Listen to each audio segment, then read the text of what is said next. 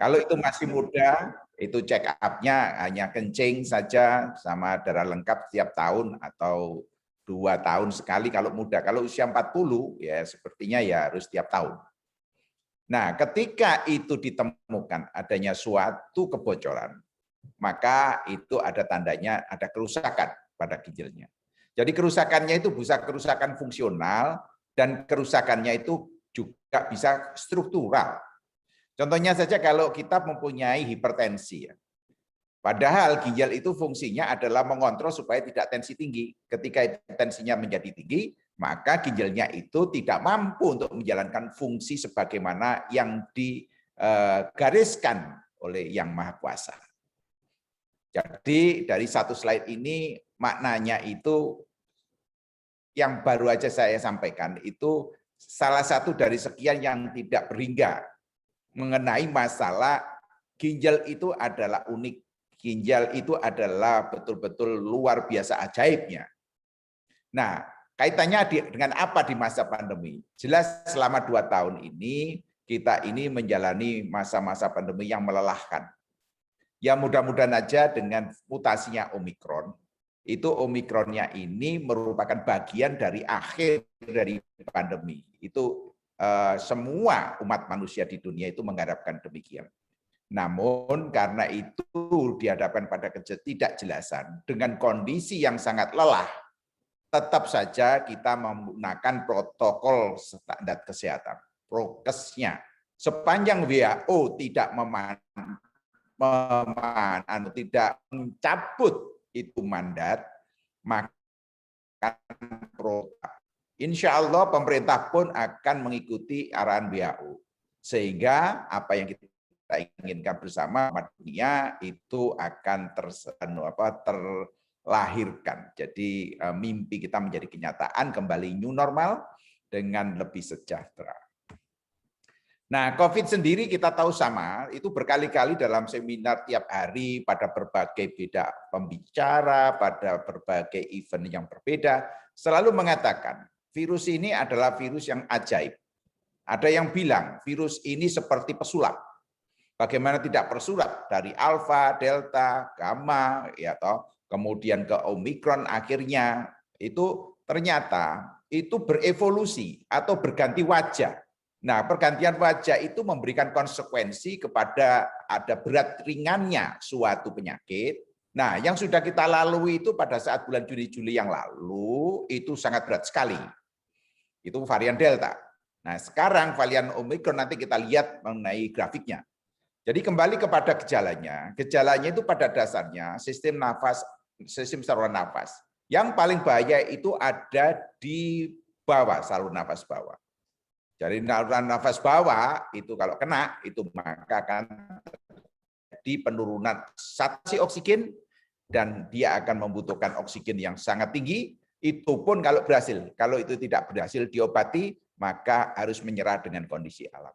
Dan kita semua tetap beristighfar, tetap mohon ampun pada Yang Kuasa dan saudara-saudara kita yang mendahului kita doakan semoga mendapatkan tempat di sisi Yang Maha Kuasa. Jadi kembali lagi, karena COVID itu ajaib dan sangat tinggi itu dampak yang ditimbulkan dari multidimensi yang ada dalam kehidupan dunia, maka tetap waspada. Ini yang dikatakan droplet, aerosol, artinya itu kita bicara terus kemudian ada butir-butir percikan ludah yang terbungkus itu banyak virusnya, sehingga kita membuat jarak 2 meter itu oleh karena demikian. Kita lihat ini adalah yang kiri itu data dunia. Yang kiri data dunia, yang kanan itu data Indonesia. Data Indonesia itu Juli itu meningkat, gunung yang paling tinggi. Kemudian Januari, Februari ada gunung lagi. Yang gunungnya ini sudah melebihi dari gunung Juli. Tetapi untuk dunia itu lain karakternya. Dunia karakternya itu 3 gunung ini sangat rendah, rendahnya itu satuannya itu miliar, juta loh. Satuannya juta. Jadi ininya juta dan itu tinggi sekali. Nah, ini cuman satuannya itu 60.000, 57.000, 58.000. Apa artinya? Artinya kita tidak boleh main-main dengan yang namanya COVID. Sekalipun sekarang ini disinyalir pada kenyataannya itu ringan, tetapi ketika pada orang yang mempunyai komorbid yang tidak divaksinasi,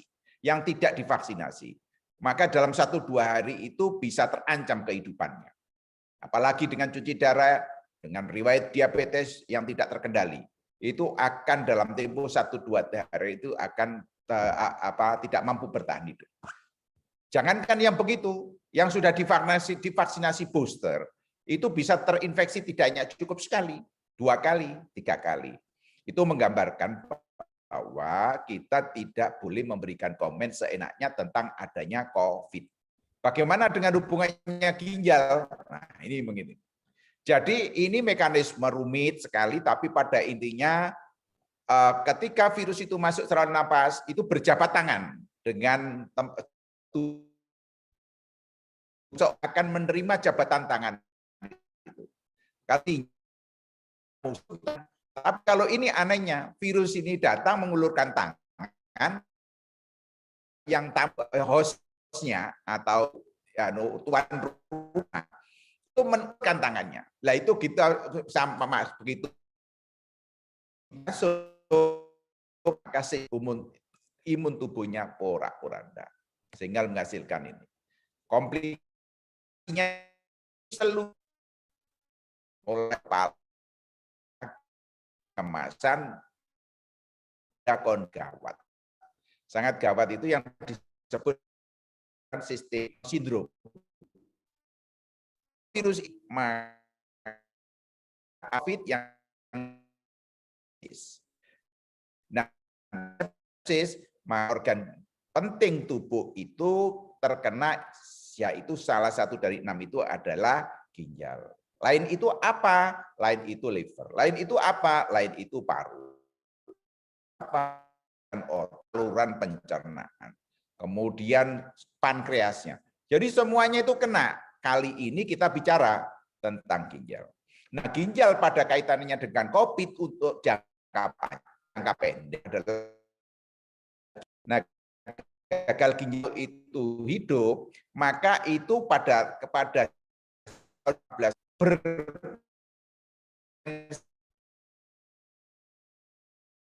sebelum gagal ginjal kronik yang disebabkan dari gagal ginjal akut yang menderitanya tidak 3-4 hari, yang menderitanya itu seminggu, 10 hari, sehingga pada hari ke-14 baru sembuh, itu mempunyai riwayat cedera ginjal yang nantinya akan berlangsung terus sehingga menjadi kronis.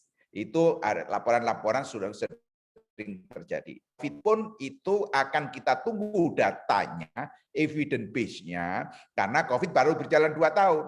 Nah, nanti ketika orang-orang yang terkena itu sebanyak sebanyak sekian juta yang ada di dunia, sampai berapa itu yang meninggal 5 juta. Kemudian kasusnya sampai 400 juta lebih ya gitu.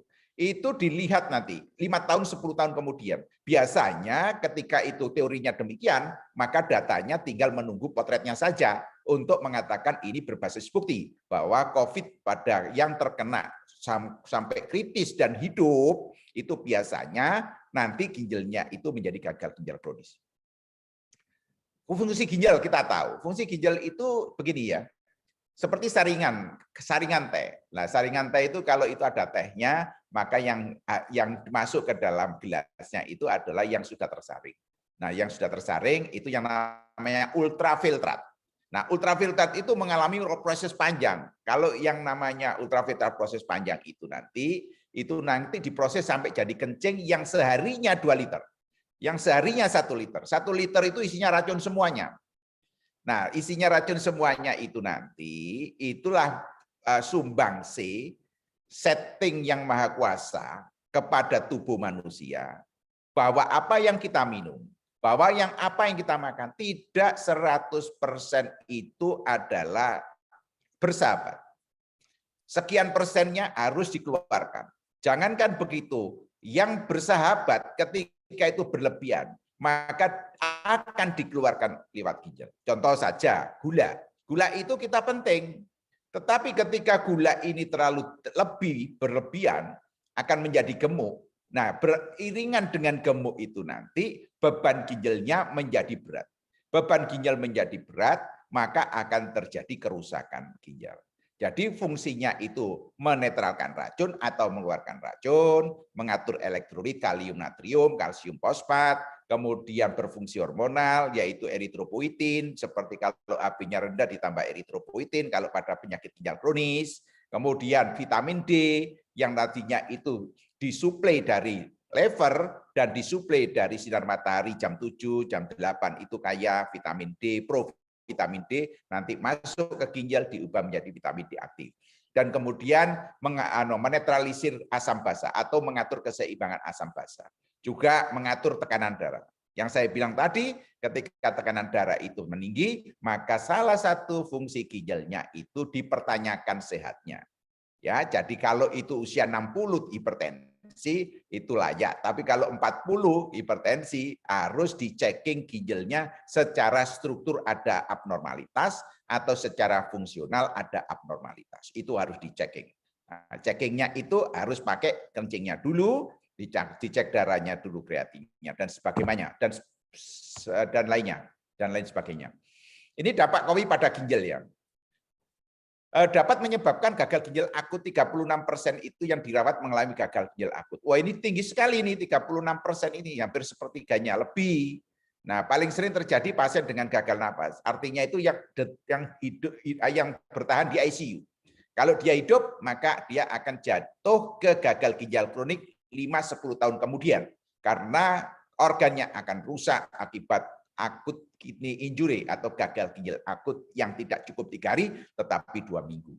Angka kematiannya sangat tinggi. Nah, ini ginjalnya keserang dari COVID lewat paru-paru. Nah, lewat paru-paru masuk ke dalam darah, dipompa oleh jantung, dikirim ke ginjal, dikembalikan lagi ke paru, istilahnya muter saja yang semacam ini. Ini otak yang di atasnya itu. Ini adalah suatu sisi dari virusnya sendiri. Nah, ini bentuknya itu adalah keseimbangan. Jadi ketika itu ada ketidakseimbangan, maka itu virusnya itu berhasil melumpuhkan tubuh manusianya. Akhirnya bisa menyebabkan kematian atau morbidity-nya tinggi sekali, menimbulkan cacat. Salah satunya yang disebut cacatnya adalah long effect dari COVID. Paru-parunya bisa terbakar, sehingga yang tadinya paru-parunya bekerja secara fungsi 100%, hanya tinggal 30%. Sehingga disuruh lari 300 meter sudah ngos-ngosan habis terkena COVID. Itu kalau sequelenya atau efek cacatnya itu ada di paru. Kalau efek cacatnya ada di ginjal, terjadi penyakit ginjal kronis. Nah, ini pada ginjal akut dengan COVID ini, kerusakannya itu sendiri tidak menimbulkan gejala menjadi parah. Setelah menjadi parah, maka akan buang air kecilnya problem, ada bengkak, mual, muntah, kencing berdarah. Ini adalah kasus akut. Kasus kronik kita menunggu bukti evidence base 5-10 tahun kemudian. Tetapi potretnya kira-kira saja sama dengan penelitian sebelum pandemi. Ketika itu mengalami sakit akut yang luar biasa, hampir meninggal, tapi mampu bertahan hidup, 10-15 tahun sudah berbasis bukti akan terjadi penyakit ginjal kronis. Jangankan begitu, berat badan lahir rendah, pada saat lahir beratnya cuma 1,8, nanti 20-30 tahun ketika bayi yang 1,8 hidup akan menderita hipertensi, akan menderita diabetes, akan menderita kegemukan yang tidak terkontrol. Karena mekanisme metabolisme abnormal karena adanya tidak maturnya saat terjadi proses fetus yang ada di dalam tubuhnya. Tata laksananya itu gagal ginjal akut pada akhirnya harus cuci darah sesaat. Entah itu 5 kali, 15 kali, 20 kali, tergantung severitasnya, tergantung berat ringannya, critical ill-nya dia. Apakah bisa bertahan atau tidak.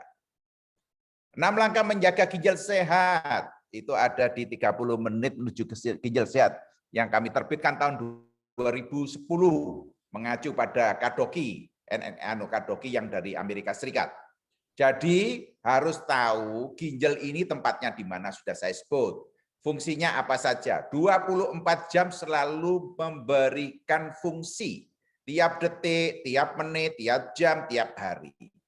Sedangkan bandingannya kalau dicuci darah itu seminggu cuma 3 kali.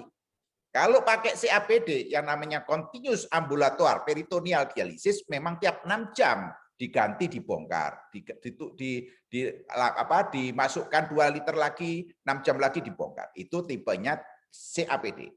Jadi kita bandingkan ginjal sehat dengan ginjal sakit. Kalau itu ginjal sehat, tiap detik itu membersihkan fungsi sekresi, fungsi ekskresi, fungsi dari mengatur tekanan darah, fungsi dari reabsorpsi, artinya itu bahan-bahan yang masih berguna tidak dilepas, dikembalikan lagi ke dalam tubuh. Kalau kelebihan baru dilepas. Itu berjalan tiap detik, tiap menit. Dan kita lihat pada saat kita dalam keseharian hidup, tiap hari itu kita kencing berapa? Kita umumnya itu kencing totalnya itu 2 liter sehari. Kalau sekali kencing 250, maka 2 liter 2000 bagi 250. Berarti paling tidak kita itu kencing 6 kali sehari. 1 kali itu 4 jam, bangun sekali, kalau itu tidurnya nyenyak, maka keluar 250. Sisanya ada 5 kali itu mulai dari pagi sampai jam 9 malam. Itu adalah ginjal yang sehat. Bagaimana dengan ginjal yang sakit? Sering kencing. Tapi kalau itu ginjalnya sudah end state, tidak bisa kencing sama sekali. Nah, itulah yang namanya paradoksal fenomen. Ketika ginjal kita sehat, minum itu sebanyak 3-5 liter, maka dikencingkan kira-kira 3,5 liter, 4 liter. Nah, tapi kalau itu ginjalnya bermasalah, sudah menuju end state, misalkan state-nya state 3, state 4, state 5, maka banyak minum, malah sedikit kencing. Itu yang namanya paradoksal fenomen. Nah, untuk itu selanjutnya, yang kedua mengetahui faktor risiko penyakit ginjal. Risikonya apa? Batu ginjal risikonya. Risiko yang kedua, aging proses. Jadi usia 60-70 termasuk masuk dalam aging proses. Itu faktor risiko. Yang ketiga apa? Obesity, diabetes mellitus, hypertension. Itu juga menjadi faktor risiko. Apalagi kebiasaan buruk itu apa? Jamu-jamuan yang diisi oleh steroid. Jamu-jamuan yang digabung dengan analgesik atau obat anti nyeri, obat pegelinu, itu juga membuat faktor risiko. Pada intinya, apa yang disebut dalam literatur yang sekian, yang lainnya belum terlis. Karena apa? Ginjal itu sakit dari 360 derajat. Itulah sebabnya.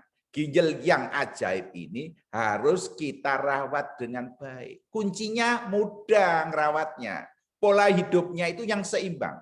Coba kita lihat. Kalau kita tidurnya 6 jam sampai 7 jam. Itu sempatkan 24 jam jumlah total dalam kehidupan kita.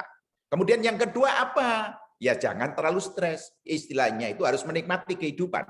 Apapun beratnya kalau kita ikhlas, kita itu mampu bersyukur, mampu menerima sepanjang kita usaha secara profesional, ya sudah itulah yang diberikan oleh Yang Kuasa, kita syukuri apapun, yang penting kesehatan tubuh kita terjaga.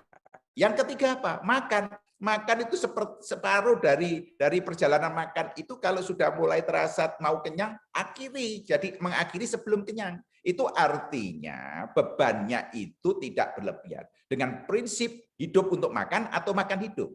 Kalau hidup untuk makan, maka siap-siaplah sakit. Tapi kalau hidup untuk makan, siap-siaplah sakit. Kalau makan untuk hidup, begitu sudah hidupnya sehat, makannya diberhentikan. Itu adalah kunci salah satu menjaga ginjal sehat. Lalu kemudian menghindari penyakit, atau kalau sudah berpenyakit, jangan sampai menuju ke sedang. Jangan masuk menjadi keberat. Misalkan diabetes ya. Diabetes itu jangan sampai tidak terkontrol. Jangan sampai hipertensinya tidak terkendali. Jangan sampai kita makannya berlebihan. Jadi harus tahu tentang gejala penyakit ginjal. Gejala penyakit ginjal tergantung dari penyakit ginjalnya itu sendiri. Penyakitnya dari diabetes, maka gejala diabetes harus kita tahu. Penyebabnya hipertensi, maka gejala-gejala hipertensi harus tahu. Penyebabnya dari batu ginjal, maka ciri-ciri ginjal kena batu itu harus tahu. Itu nanti bisa aja langsung baca di 60 menit menuju ginjal sehat. Melakukan check up rutin. Nah, yang saya bilang tadi sudah, itu kita bisa lewati karena tadi sudah. Jadi itu nanti di Prodia programnya juga ada menyediakan suatu general check up secara periodically. Mengetahui cara menjaga ginjal tetap sehat, tadi sudah saya sebutkan. Konsultasi kepada dokter. Kapan konsultasi dokter? Ya ketika ada sesuatu keluar. Ketika nanti ada hasil general check up, ada sesuatu. Itu konsultasi kepada dokter. Kalau itu sudah berpenyakit, maka secara periodik untuk meminta guidance dari dokter yang Anda tunjuk. Apa itu ginjal sehat? Nah, ginjal sehat itu fungsinya 90 cc per menit atau katakan prinsipnya 90%. Kalau kurang dari 90%, maka itu bisa dikatakan gagal ginjal kronik stage 1. Nah, kemudian stage 1 ya. Kemudian di 60 sampai 30 sampai 15 kurang. Jadi kurang dari 15 itu stage 5, kurang dari 30 stage 4, kurang dari 60 stage 3, kurang dari 90 stage 4. 1 itu kalau dia hipertensi, ya toh, kemudian ada kencing yang berdarah, maka itu juga sudah mengalami CKD stage 1. Jadi GFR-nya itu masih normal. Tetapi ketika kita melihat GFR-nya itu atau laju filtrasi kurang dari 60, sudah otomatis gagal ginjal kronis. Tapi sudah di stage 3. Mengapa ginjal penting? Sudah dikatakan tadi, nah, itu fungsi-fungsinya ada hormonal, kalsium, toksin, racun, segala macam. Dan itu berhubungan dengan semua organ. Faktor risiko sudah saya sebut tadi, diabetes, darah tinggi, dan sebagainya, perokok juga sama. Nah, kalau kita punya histori, entah itu histori stroke, entah itu histori dari family kena jantung serangan, entah itu histori obesity, entah itu diabetes dan segala macam ya. Penyakit ginjal dan kondisi pandemi. Nah, ini kita ya. Gagal ginjal akut meningkatkan risiko ventilasi mekanik atau pakai ventilator. Lama rawat inap, kematian kami sudah jelaskan. Kalau itu mampu hidup, maka ginjal yang cedera itu akan memberikan kontribusi. Kelak 15 tahun, 10 tahun akan terjadi penyakit ginjal kronis. Apa mungkin meminimalisir risiko kerusakan ginjal? Nah, ini ginjal ya. Kalau itu ginjal normal, berisiko rusak, terus kemudian turun fungsinya GFR-nya yang tadinya 100%, 90%, turun ke 70, turun ke 50, turun ke 40 misalkan saja. Terus ini gagal ginjal. Sehingga kesimpulannya tetap sangat mungkin untuk meminimalisir risiko kerusakan ginjal. Jadi intinya garis kehidupan kita akan menua. Tapi menjadi tua dengan sejahtera itu pilihan. Nah, kalau itu pilihan, maka siapkan dari seawal mungkin ketika kita bisa menyiapkan. Oke, katakan sekarang kita usia 50 sudah kena diabetes. Ya existingnya begini, maka diabetesnya jangan sampai berat. Kontrol yang teratur, jaga makan, tidur yang cukup, olahraga yang teratur sesuai dengan kemampuan fisik dan sesuai dengan umurnya. Kalau usianya 30, saat ini masih oke-oke semuanya, ya pola hidupnya diperketat. Artinya itu dalam keseimbangan. Jadi kalau itu misalkan saja tidak perlu, ya jangan dilakukan. Namanya tidak perlu, itu namanya menyia-nyiakan waktu yang miliknya Allah diberikan kepada kita. Nanti kita akan merugi. Ketahui riwayat penyakit keluarga. Jadi penyakit keluarganya tadi diabetes K, hipertensi K, asam urat K, kemudian sakit jantung K, stroke K, terus kemudian cuci darah K, bapak, ibu, atau saudara, bibi, nenek, segala macam. Itu semuanya ada kait-mengkait. Yang pada intinya ada faktor genetik yang kecenderungannya itu terkena penyakit di antara yang saya sebut tadi. Karena tidak ada seorang ada di dunia ini yang tidak mempunyai kelemahan terhadap suatu penyakit. Kalau tidak diabetes, ya hipertensi. Kalau tidak hipertensi, ya penyakit ginjal kronis. Kalau tidak penyakit ginjal kronis, ya asam urat. Kalau tidak asam urat, ya keganasan atau namanya cancer. Kalau tidak itu, ya infeksi terseleksi alam, akhirnya tidak mampu bertahan, tidak mampu beradaptasi dengan alam. Yang pada intinya, bagaimana hidup kita itu fleksibel, mampu beradaptasi dengan lingkungan termasuk ginjal kita. Ini kombinasi yang berbahaya, hipertensi dengan diabetes. Misal saja ditemukan diabetesnya 300, hipertensinya 200/100. Ini sangat berbahaya untuk kesehatan tubuh kita, terutama pembuluh darah, baik itu di otak, baik itu di jantung, baik itu di ginjal, maupun yang ada di daerah kaki. Itu yang namanya penyakit pembuluh darah kaki. Tiba-tiba kaki kita itu seperti menghitam semuanya. Menjaga berat badan ideal. Jadi berat badan ideal itu penting karena obesity atau overweight itu secara tidak disadari kalau kita itu ya kita lihat ya air keras. Air keras itu kalau tersiram ke muka maka akan rusak lecet. Di dalam tubuh itu, di dalam tubuh isi darah kita itu bisa berubah berdasarkan sifat rumus kimia. Jadi kalau itu air itu rumus kimianya H2O menjadi H2O2 yang disebut peroksida atau OH- hidroksil itu berbahaya. O2 yang kita hirup itu adalah bersahabat. Tetapi kalau duanya itu jadi onasen atau reaktif spesies oksigen, artinya lepas valensinya satu, tinggal satu, tadinya valensi dua lepas satu, atau cerai lah, kata valensinya itu cerai, maka itu aktif, agresif. Nah di obesitas itu juga sama.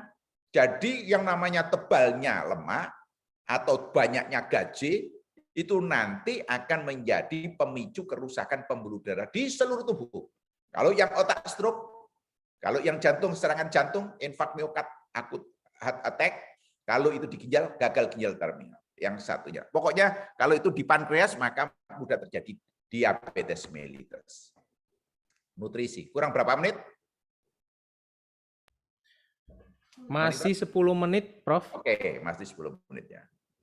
Nah, nutrisi begitu.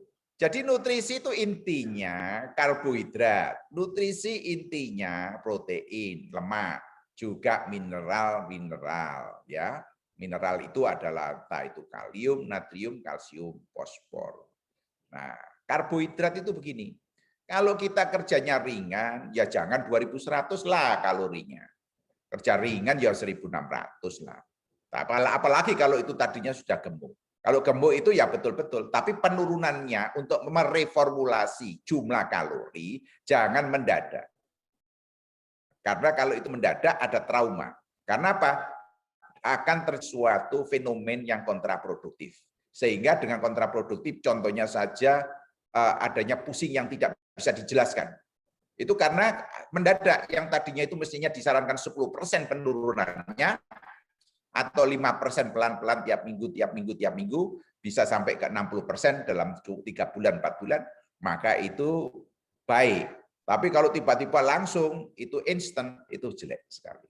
Jadi kalau sudah begitu, kalau betul-betul kita prinsipnya itu hidup itu adalah pilihan, maka atur yang bagus. Karena kita diberikan suatu akal budi, maka gunakan akal budi kita untuk mereformat kehidupan yang pola hidupnya selalu menyehatkan untuk tubuh kita. Ini adalah nutrisi-nutrisinya.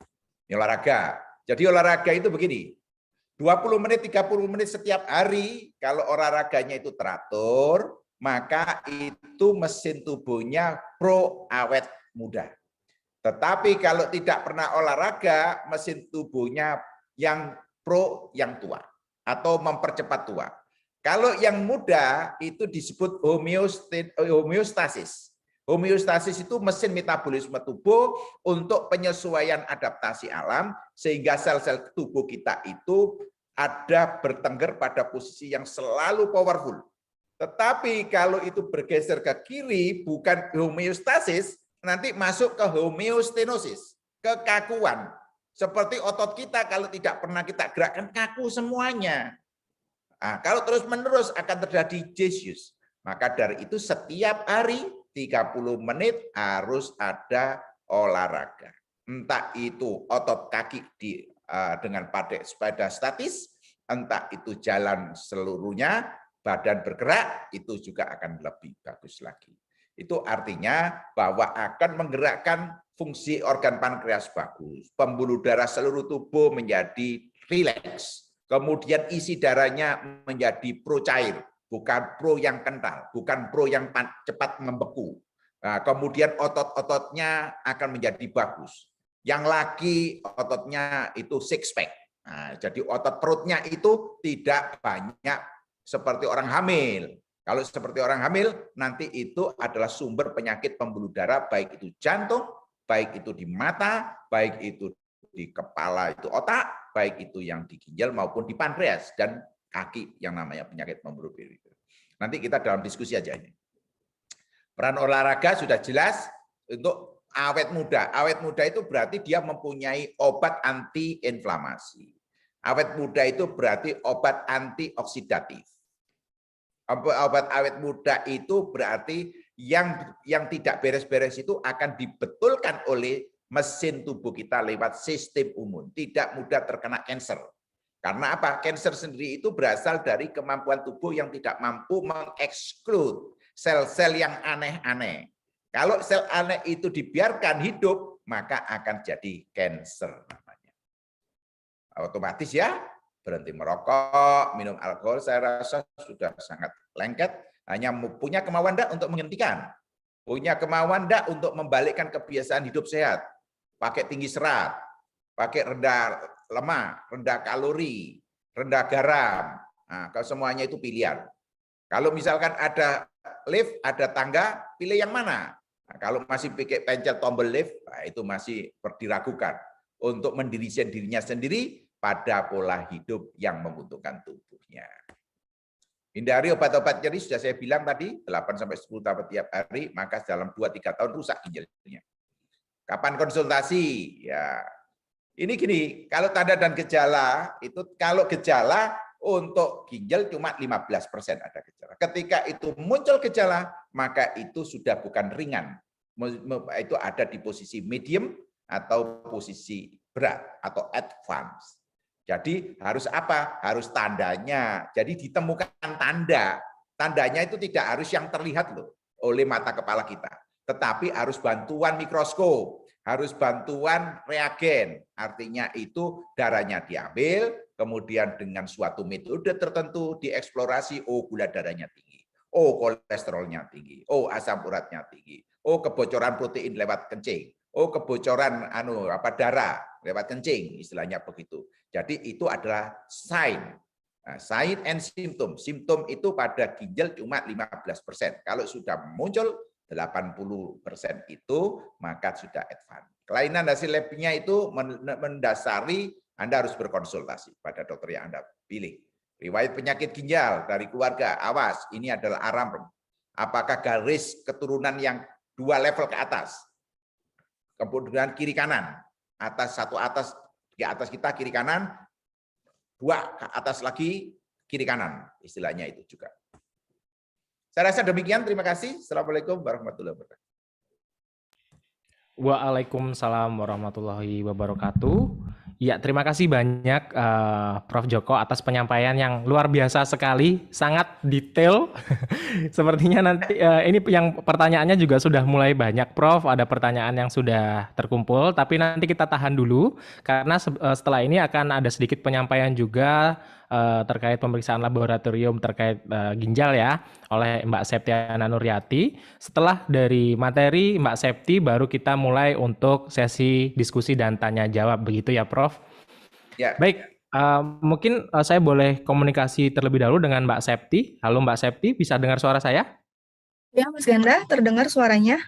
Suara saya jelas ya? Iya, jelas Mbak. Mungkin boleh dicoba untuk share screen. Waktu kami silakan untuk Mbak Septi. Terima kasih Mas Ganda atas waktunya. Saya coba untuk share screen. Sudah terlihat ya? Sudah, boleh di ini mungkin di slideshow. Baik.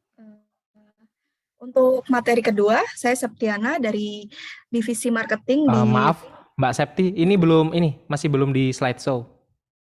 Masih delay sepertinya. Ini sudah saya slideshow. Oh, masih delay. Sudah belum? Masih belum.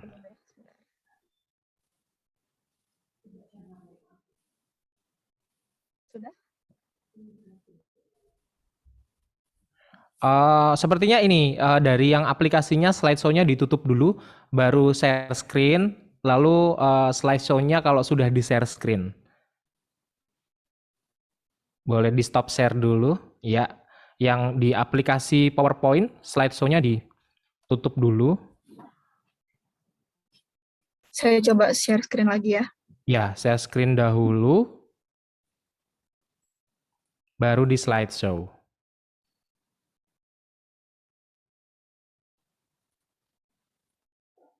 Sudah terlihat? Mungkin masih loading ya, sebentar.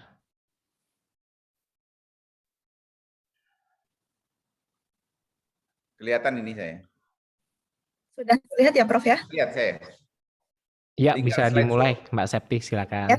Baik, terima kasih atas waktunya. Full kan, Mbak? Bagaimana, Prof? Di full kan, ini masih anu. Oh, belum slideshow ya? Ya, belum slideshow. Sebentar.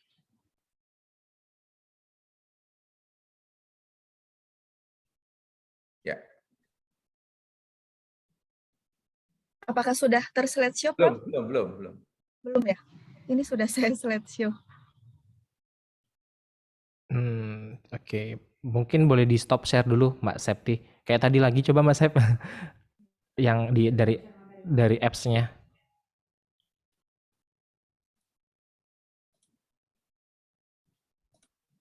Kalau nggak bisa, nggak apa-apa. Nanti sudah cukup terlihat kok tulisannya. Mungkin dicoba sekali lagi dulu.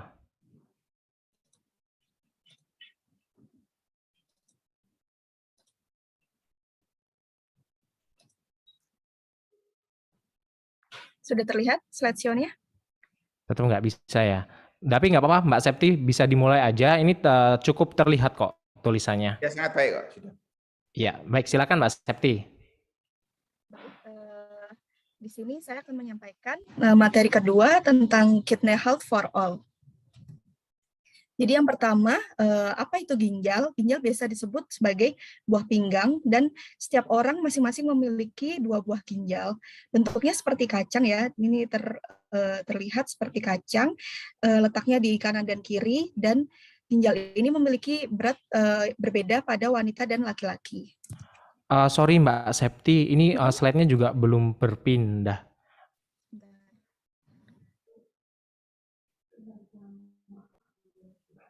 Atau mau di share screen dari operator mungkin? Sebentar.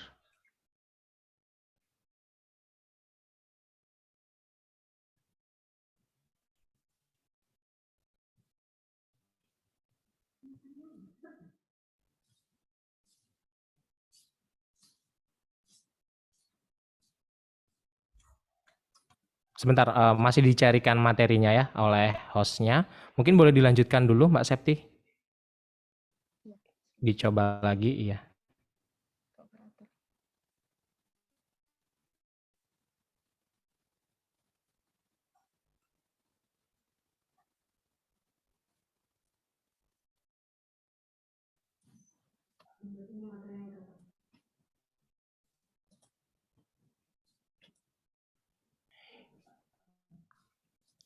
Iya, menunggu. Nanti saya infokan lagi kepada Bapak Ibu yang ingin bertanya secara langsung. Nanti kita akan persilahkan untuk raise hand ya. Jadi nanti ada yang kami berikan kesempatan untuk bertanya secara live. Nanti akan dipilih oleh host. Boleh klik raise hand pada saat sesi diskusi dan tanya jawab. Nanti akan kita berikan kesempatan untuk bertanya langsung baik itu kepada Prof. Joko ataupun ke Mbak Septi. Baik, boleh dicoba lagi Mbak untuk next slide-nya apakah sudah bisa? Ini saya slideshow, kelihatan? Oh, coba ini sebentar.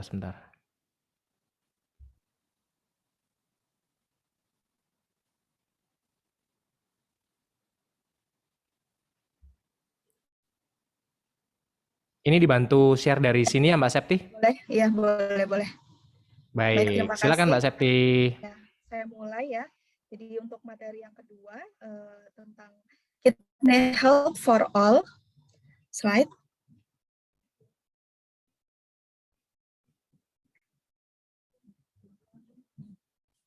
Next. Baik, yang pertama, apa itu ginjal? Jadi ginjal biasa disebut sebagai buah pinggang, letaknya di kanan dan kiri. Lalu setiap orang memiliki masing-masing 2 buah ginjal yang berbentuk seperti kacang. Dan untuk beratnya sendiri berbeda antara laki-laki dan perempuan. Next.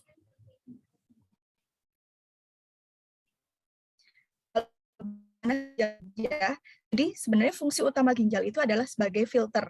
Jadi di sini ginjal itu memfiltrasi zat-zat buangan atau sisa-sisa metabolisme yang kemudian akan diekskresikan untuk ke dalam bentuk urin gitu.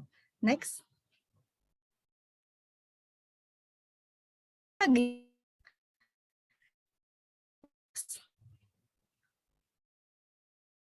Yang pertama, ini ada 5 alasan pentingnya ginjal. Yang pertama adalah ginjal bertugas sebagai pencuci darah. Di sini ginjal berperan untuk membersihkan darah dari sampah atau sisa-sisa metabolis dalam bentuk. Lalu yang kedua sebagai penjagaan cairan tubuh. Lalu yang ketiga berperan dalam pengaturan tekanan darah. Di sini ginjal mempunyai peran untuk menghasilkan hormon renin yang berfungsi untuk mengatur tekanan darah. Next.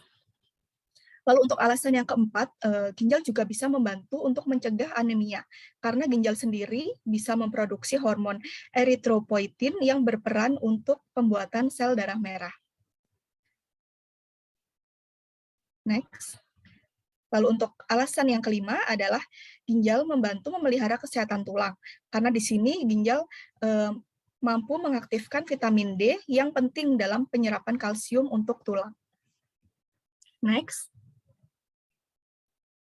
Di sini ada faktor penyebab kerusakan ginjal. Untuk faktor yang pertama ini ada diabetes, lalu ada hipertensi, lalu untuk faktor-faktor yang lain ini seperti glomerulus nephritis dan cystic kidney disease. Selanjutnya.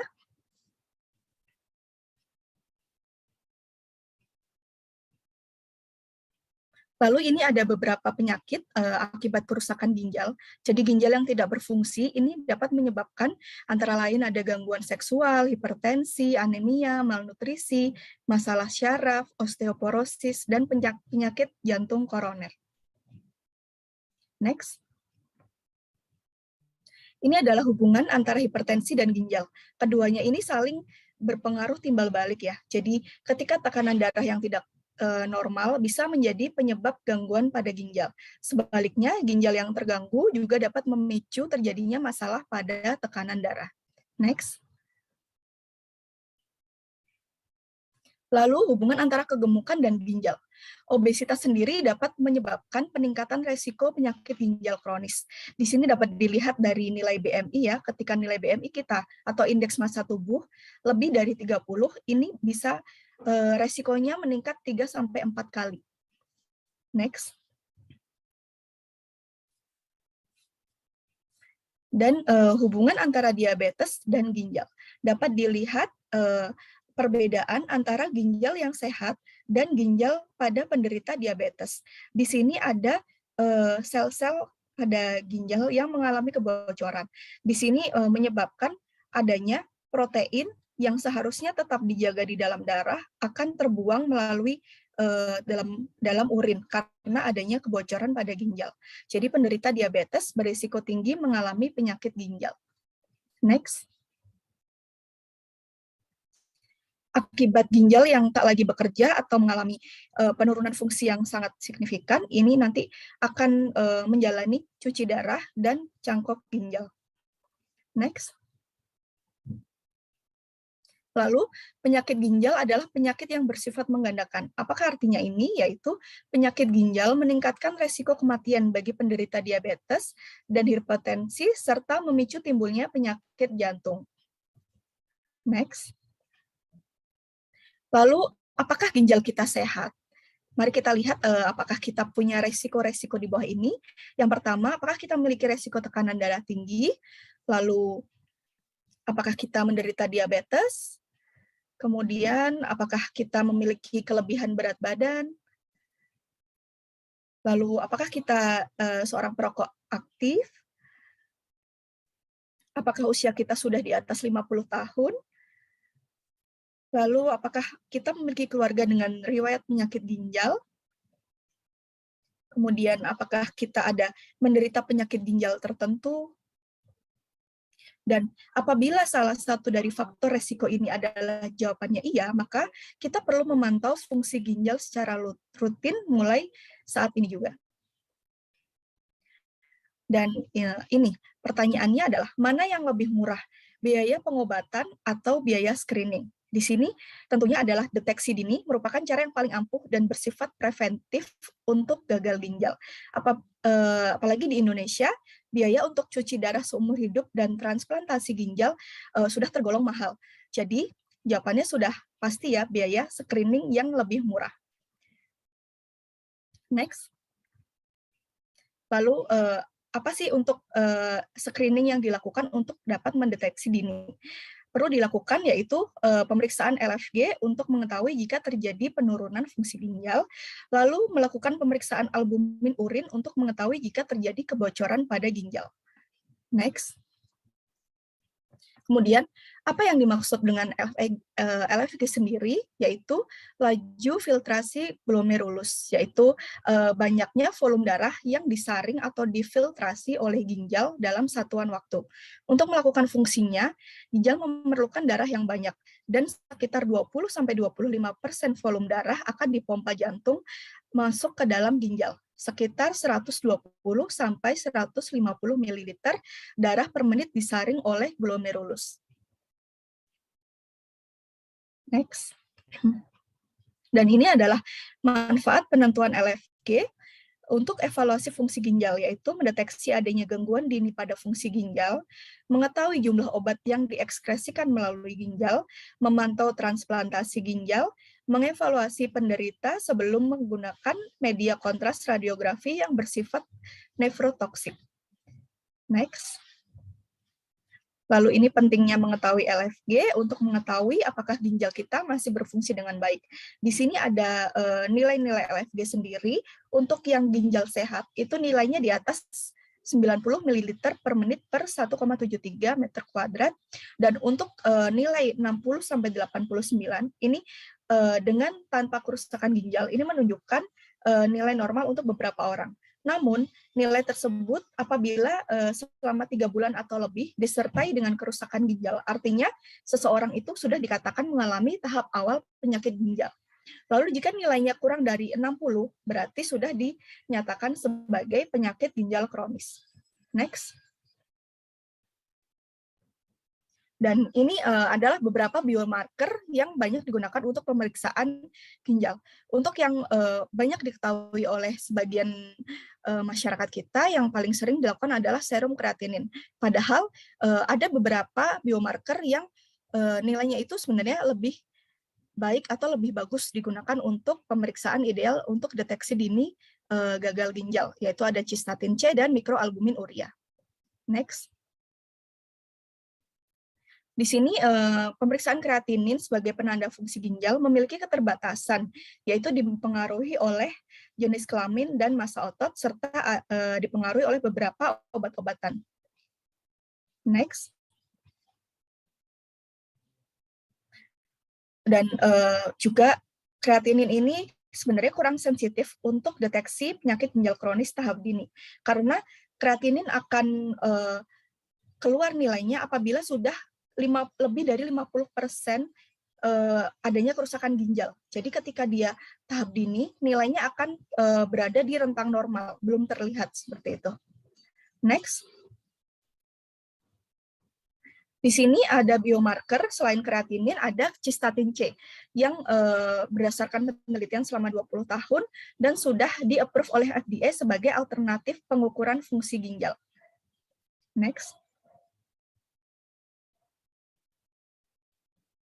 Jadi cystatin C, apa sih cystatin C ini? Jadi cystatin C sendiri adalah protein yang ukurannya sangat kecil dan disaring 100% oleh glomerulus ginjal, tidak dipengaruhi umur, jenis kelamin, dan massa otot, dan produksinya tetap, tidak dipengaruhi oleh makanan atau reaksi fase akut, tidak ada sekresi oleh tubulus, tidak ada interferensi oleh bilirubin, dan obat-obatan yang mempengaruhi sekresi tubulus. Next. Dan dari sifat-sifat cystatin itu menunjukkan bahwa cystatin C ini memenuhi syarat sebagai penanda LFG yang ideal. Lalu apa sih keuntungan melakukan deteksi dini dengan cystatin C? Untuk mengetahui penurunan fungsi ginjal pada tahap dini penting bagi pasien dengan resiko PGK seperti diabetes, hipertensi, dan riwayat PGK. Di sini berbeda dengan kreatinin yang tadi baru terlihat setelah 50% adanya kerusakan ginjal. Ini kreatinin ini sangat sensitif karena pada tahap awal pun, pada tahap pertama kerusakan ginjal pun, dia sudah mulai terlihat. Jadi bisa menggambarkan adanya kerusakan ginjal walaupun kerusakannya masih kecil, itu dapat menunjukkan sudah nilai cistatinnya sudah bisa keluar gitu.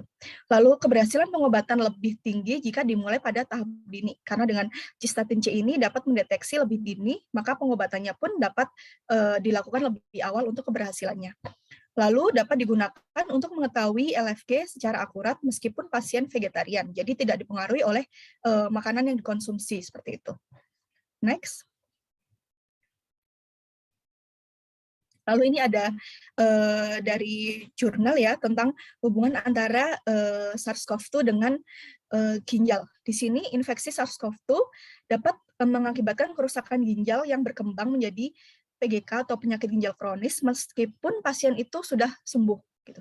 Jadi diperlukan pemeriksaan cistatin C yang tadi dapat mendeteksi secara dini dan sensitif sehingga sangat sesuai untuk mengevaluasi penurunan fungsi ginjal pasca infeksi SARS-CoV-2 baik untuk mendeteksi akut kidney injury maupun penyakit ginjal kronis sebagai efek jangka panjang dari SARS-CoV-2. Next. Di sini terlihat perbedaan antara ginjal yang sehat dan ginjal yang sakit. Jadi pada ginjal sehat, ini ada filter, dan albumin ini adalah protein-protein yang seharusnya dipertahankan di dalam darah. Dan ketika ginjal kita sehat, maka albumin itu tidak akan lolos ke dalam urin.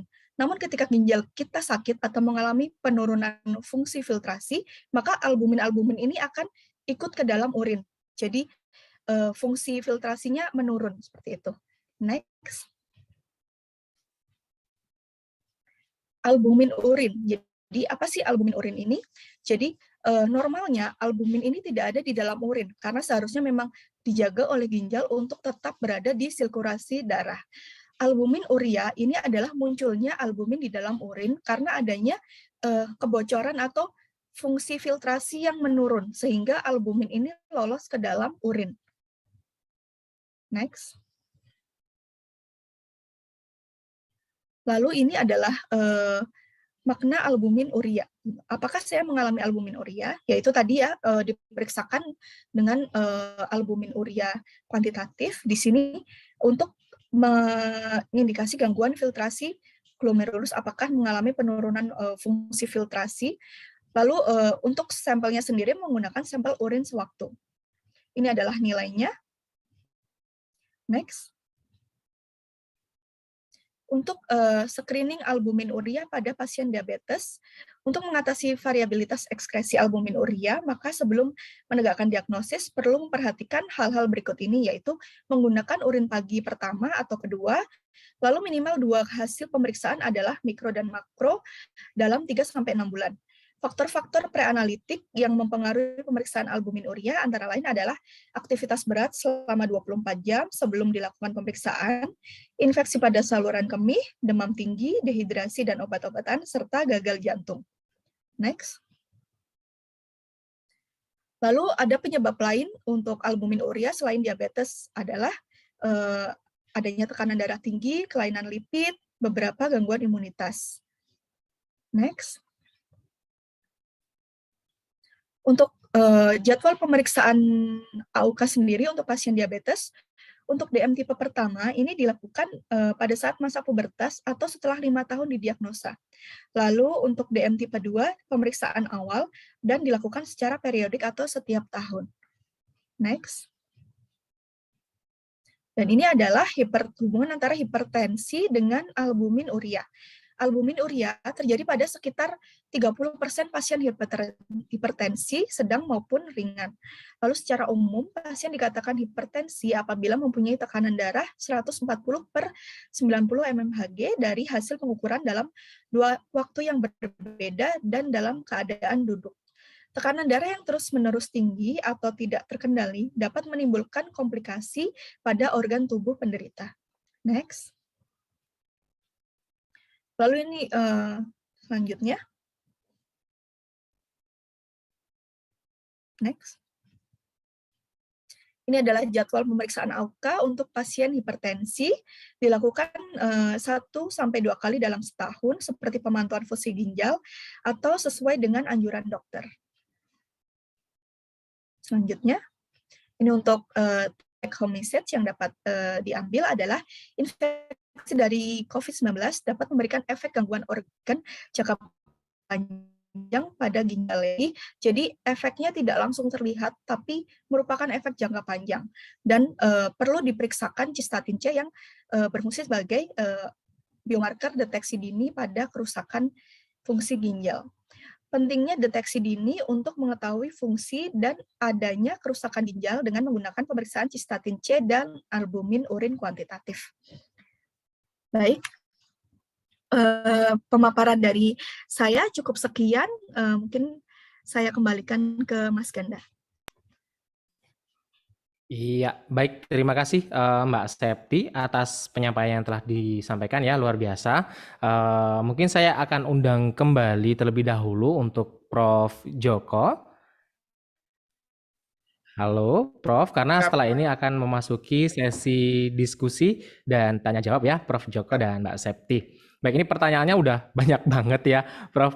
Dan bervariasi sekali pertanyaannya. Saya perlu informasikan kepada Bapak Ibu, apabila ada yang ingin bertanya secara live, bertanya secara langsung, baik itu kepada Prof. Joko ataupun kepada Mbak Septi, boleh klik raise hand, nanti akan kita persilahkan, akan dipilih oleh host untuk bisa bertanya secara langsung. Baik, mungkin akan kita mengarah ke kolom Q&A terlebih dahulu. Dan ini pertanyaannya sudah saya baca dan sedikit-sedikit mungkin kita bahas yang mulai dari yang ringan terlebih dahulu ya, Prof. Ya. Yang pertama, apakah ini banyak yang menjadi paradigma di masyarakat juga sih, Prof, terkait dengan minum air putih, Prof.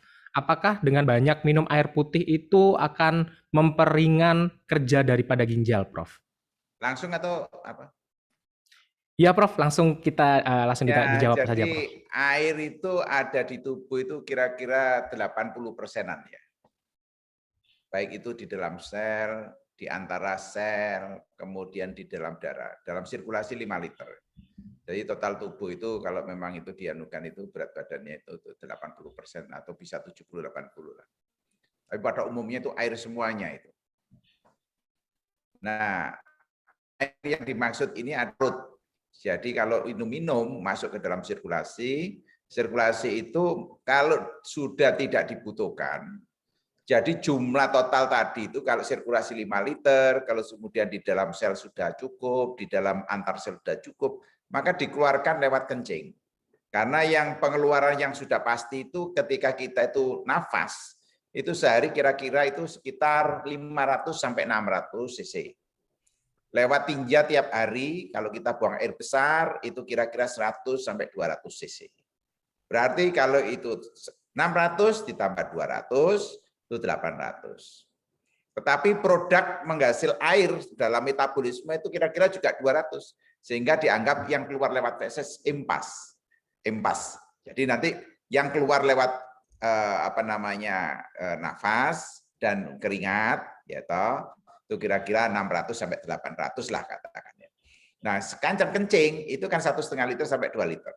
Berarti 1,5 liter atau 2 liter ditambah 600-700 berarti kira-kira 3 liter. Nah, 3 liter kalau kita minum 2,5 liter air sehari berarti itu impas. Nah, untuk yang ditanyakan itu berat atau ringan. Karena kita itu tadi sudah sepakat bahwa air itu pelarut, maka otomatis melarutkan. Nah, melarutkan itu yang ada di ginjal. Tadi kan sudah ada yang likak-liku kayak cacing tadi sama Bu Septiani itu. Mulai dari tubulus proksimal, tubulus ansa Handler, descendent ascendent, kemudian tubulus collectivus, tubulus distal. Itu seperti cacing putar-putar tadi itu menyerap, mengeluarkan, selalu begitu. Nah, itu ada energi itu. Nah, butuh air. Nah, air itu kalau kita ingin membayangkan betapa ajaibnya ginjal kita. Itu kita cuci darah kita, kalau saudara kita dicuci darah, itu butuh 150 liter sampai 200 liter 4-5 jam. untuk membersihkan air, membersihkan suatu racun. Bisa dibayangkan seminggu 3 kali, ketika cuci selama 4-5 jam membutuhkan 150 liter air. Tetapi tubuh itu hanya dicukupi minum 2,5 liter sampai 3 liter, kemudian dikeluarkan kencing 2,5 liter, itu bersih kembali. Jadi kalau diperiksa bunnya itu dalam rentang normal yang digariskan oleh yang kuasa dulu, kreatinin hanya 0,8, itu konstan terus tiap harinya, tiap detiknya, jadi konstan. Jadi air sangat penting, 2,5 sampai 3 liter. Lebih dari itu tidak baik, kurang dari itu juga tidak baik. Jadi kira-kira kisaran 2 sampai 3 liter. Air putih loh ya. Betul, Prof. Air putih. Iya. Sangat rinci sekali Pak Ibu sekalian.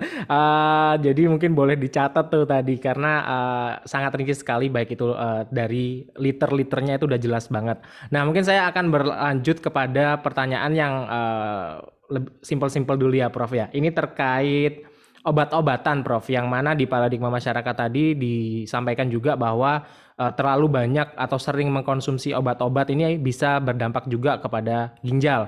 Nah, tentunya ini menjadi dilema bagi Bapak Ibu sekalian dan menimbulkan pertanyaan bagi Bapak Ibu yang punya masalah jantung, diabetes, atau mungkin hipertensi yang mana rutin dan terus-menerus dalam jangka waktu yang mungkin cukup lama, Prof. Nah, ini menjadi pertanyaan dari Bapak Ibu sekalian, ini bagaimana cara menanggulangi hal yang seperti ini, Prof? Apakah obat-obat tersebut juga bisa berbahaya untuk ginjal mereka? Oke, jadi gini intinya ya, kita ini diciptakan yang maha kuasa itu sudah paling sempurna. Kenapa saya bilang paling sempurna? Jadi jangan dicontohkan oleh saudara kita yang kita juga ikut simpati ya. Tapi apapun yang ada itu, baik yang kita normal, baik itu yang ada cacat, itu sempurna karena yang diberikan oleh Allah itu sempurna. Hanya kacamata kita rata di luar rata-rata tidak sempurna, enggak sempurna juga itu. Karena mesti ada kompensasi dari Allah apa yang kita tidak tahu. Nah, yang kita tidak tahu itulah yang kita klaim sempurna itu ya. Nah, kita berangkat dari tubuh kita. Jadi tubuh kita ini sangat bagus sekali ketika itu bergeser dari ke titik keseimbangan. Itu adalah jelas kesalahan kita karena ketidaktahuan kita, karena tidak care kita, karena tidak simpati pada suatu sistem tubuh yang diberikan oleh Allah. Nah, ini kuncinya. Nah, kaitannya dengan obat. Obat itu diberikan kalau perlu saja. Sedangkan kalau minum obat, itu jangan memposisikan itu obat paling mujarab. Yang paling mujarab adalah mesin tubuh kita. Nah, tadi saya bilang mesin tubuh kita itu excellent, itu harus dirawat dengan tidur 6-7 jam nyenyak. Harus dirawat kesehatan jiwa kita. Kemudian spiritual kita harus kita rawat agar komunikasi kepada Sang Pencipta itu melahirkan suatu berkah berlipat untuk kita. Mengapa saya tekankan itu seakan, aduh ini pertemuan webinar kan mestinya omongannya tentang apa? Obat angiotensin, obat siklosporin untuk yang cangkok, obat bla bla bla. Itu adalah misaddress. Nah, nanti misaddress-nya itu saya berikan ya. Jadi obat yang namanya ABCD itu ada di tubuh kita semuanya. Ada di tubuh kita semuanya. Coba tentang angiotensin itu ada dalam tubuh sehingga obatnya itu anti angiotensin. Obat siklosporin yang dari jamur itu ada yang ada di tubuh kita yang disebut enzim fosfatase. Karena itu ada ekivalennya. Orang yang terbiasa menggunakan drug abuse, misalkan morfin, untuk menyenangkan impian-impiannya, ya, atau walaupun kenyataannya enggak, tapi dia menjadi orgasmus karena itu. Itu ada di dalam tubuh. Sehingga kalau untuk mendapatkan morfin mudah sekali, jangan keluar dari luar. Kalau luar itu nanti adiktif. Tetapi kalau morfin yang diberikan oleh yang kuasa, itu enjoy betul, dijamin aman, yaitu endorfin. Endorfin. Jadi orang yang kalau suami istri mengalami orgasme itu endorfinnya tinggi sekali. Itu adalah suatu keseimbangan yang nanti akan membuat awet muda. Tapi tidak hanya itu aja, mendapatkan suatu endorfin. Ada bagian-bagian kemudian kebahagiaan yang sangat lain. Pokoknya prosesnya itu harus halal dan halal ya. Yang semacam begitu. Nah sekarang, kalau kita itu obat itu tepat dikasih, tepat dosis, tepat cara pemberian, dan tahu efek samping. Itu pengertian obat yang sehari-hari kita. Nah, sekarang kita tahan dulu ini. Kita tahan dulu yang ini. Jadi, tadi saya sudah bilang mengenai tidurnya 7 jam, yang sangat cukup. Jadi tidur nyenyak itu 1 kali bangun, lebih dari 1 kali tidak nyenyak. Kencing itu 1 kali aja bangunnya itu. Kalau lebih dari 2-3 kali mungkin diabetes. Mungkin 2-3 kali kalau kencing mungkin ada penyakit. Kencing mungkin ada penyakit cancer lewat hiperkalsemi, kalsiumnya sampai 12,5, 13. Kalau ada 2-3 kali bangun, ya toh mungkin itu adalah penyakit ginjal. Dan yang paling sering kalau 2-3 kali bangun berarti stres. Jadi itu ada worry, ada anxiety. Itu pola-pola yang mudah ditangkap kalau ada seorang ada keluhan begitu-begitu itu tanya sekitar itu tidak lepas dari itu. Ya, itu. Nah, tidur sudah cukup, olahraga teratur. Kemudian apalagi makan yang tinggi serat yang saya katakan tadi semuanya. Kemudian apalagi yaitu mengenai masalah olahraga, tidur, mau pola makan yang baik, kebiasaan. Nah, kebiasaan yang jelek hapus. Yang tidak nah, sekarang masuk ke obat. Setelah itu terpenuhi, obat itu terapkan tepat indikasi. Indikasinya cocok atau tidak. Kalau tidak ada indikasinya, tidak usah dipaksakan. Kalau misalkan saja kena flu, misalkan saja, itu flu itu obatnya antivirus, tidak antibiotik kan. Tetapi kalau itu harus masuk kerja ke kantor, itu imunnya itu masuk kerja dan ada turun kondisinya. Ada menghadapi recovery virus.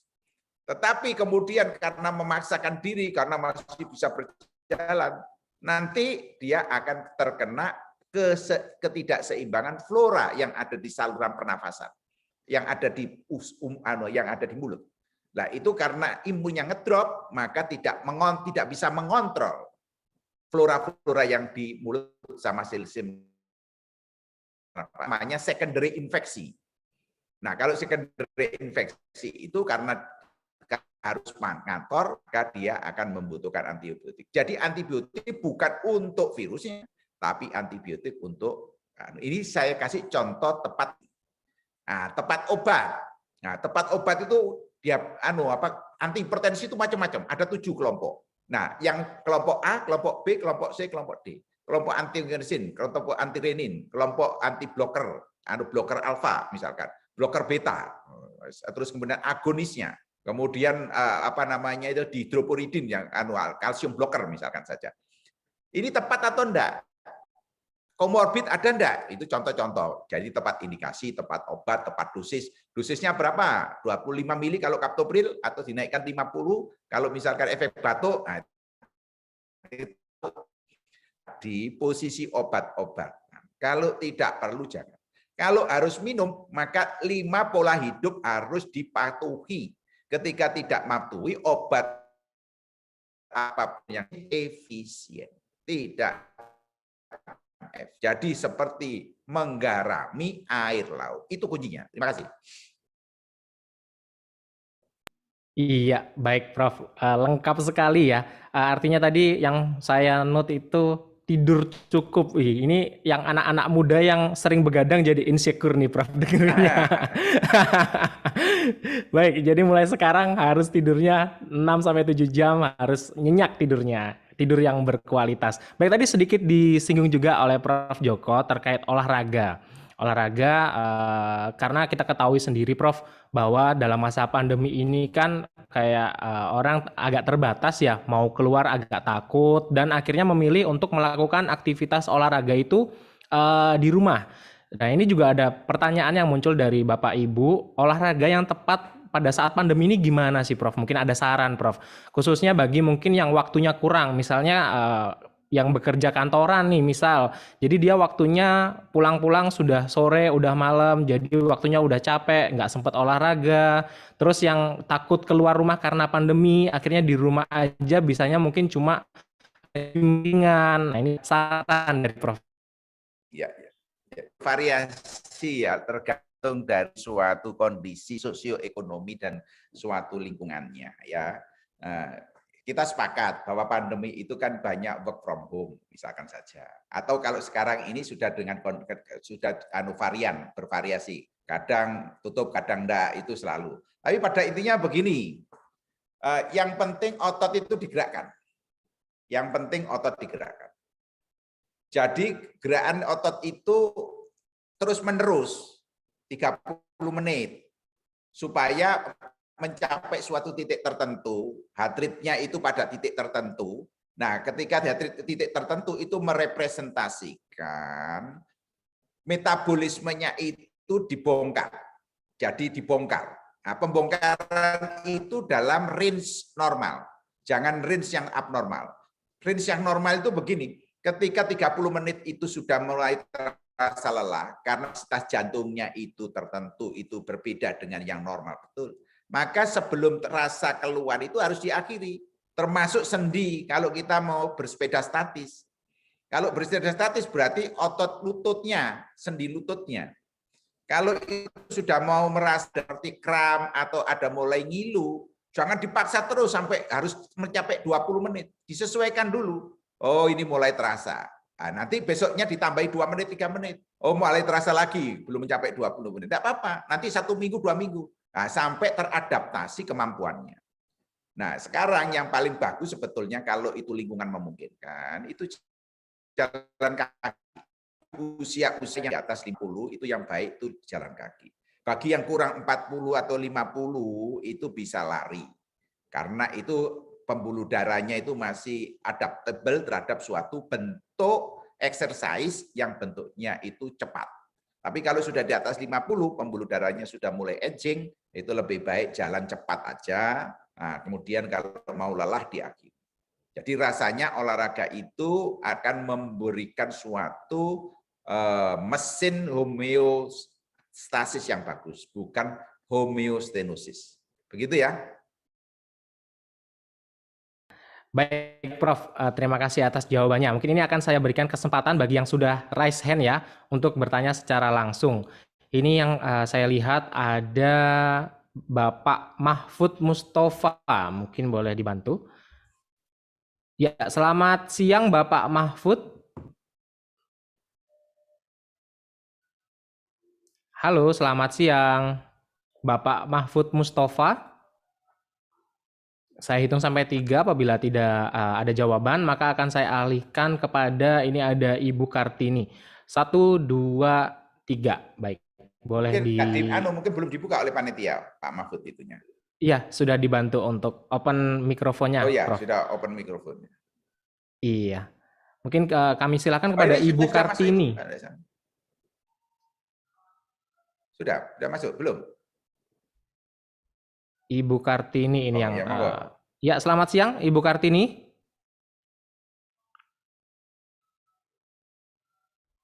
Halo, selamat siang Ibu Kartini.